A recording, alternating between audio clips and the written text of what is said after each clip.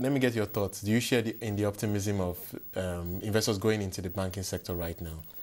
Well, what has happened is, as you know, AMCON has laid out a plan, and people are anticipating that share prices would rise.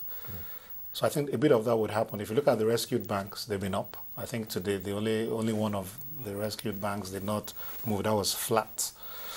So I suspect that you will see the rally for a while. But I would say people should be cautious, because until you know who is actually buying those banks, until you have an idea of the dilution effect on the number of shares, then you need to be careful, because those prices could actually come plunging down. Yeah. But I think this rally is one rally that one really has to keep an eye on, because the good thing about the AMCON's intervention is that they have come out to say they would not be selling assets for at least 2 years, and that gives some level of comfort that we will not be seeing that share overhang, which we've seen most of this year. Yeah, well, that's true, but don't forget that a lot of people buying the rescued banks have to pump money into those banks, and depending on how the money comes, either equity or preference shares, it could have a bearing on the supply of those shares. So there could still be a dilution effect. But what AMCON has said 2 years is good, because you know that at least that supply is out of the market, and common sense is if there's no supply and there's demand, then prices should go up. But all I'm just saying is let's just be careful, that's all.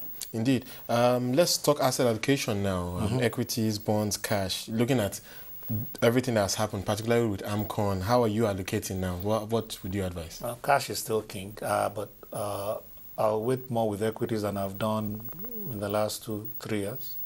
I believe that, it's time to engage with equities again. Cash, well, yeah, I still have some money in cash, basically placements with banks and so on, because I suspect that rates are going to go up, so I'll go short.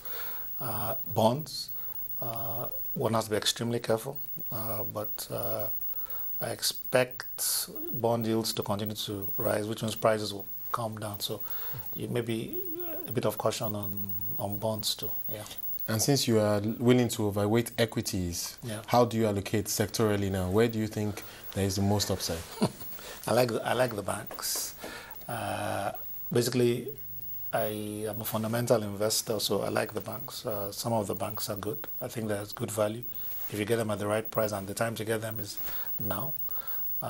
Cement, maybe outside Dangote Cement, WAPCO, you want to look at that.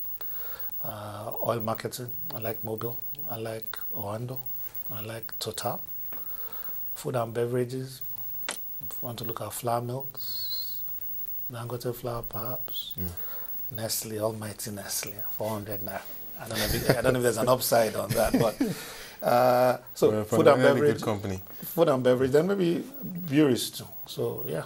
What about insurance? We know that those have been massively depressed. They would be one of the assets that I think AMCON will be holding as well. Clearly. Insurance, yeah. I think I would expose any portfolio to some insurance stocks. If I had to mention any names, I would take a close look at Custodian and Allied, take a close look at Prestige, take a close look at Aico, and perhaps Continental Re. It's not really insurance, reinsurance, but and see how things go. The prices are really basement, bag and sell. Okay, let's look at the outlook for Nigeria and the economy, because going into 2011, I think there is some optimism that the market is going to rebound significantly. But what are the key risks for you?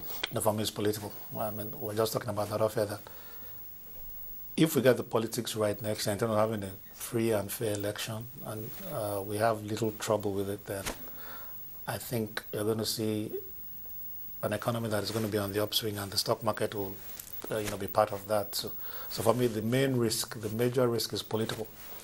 Of course, then you have issues with if the Niger Delta starts to boil over again, that could affect oil prices and so on. But so far, I mean, the Niger Delta has calmed down relatively. I mean, yesterday we had 1 or 2 stories coming out of the Niger Delta, but relatively speaking, it's a lot calmer. Yeah. So you're optimistic, obviously. Extremely optimistic.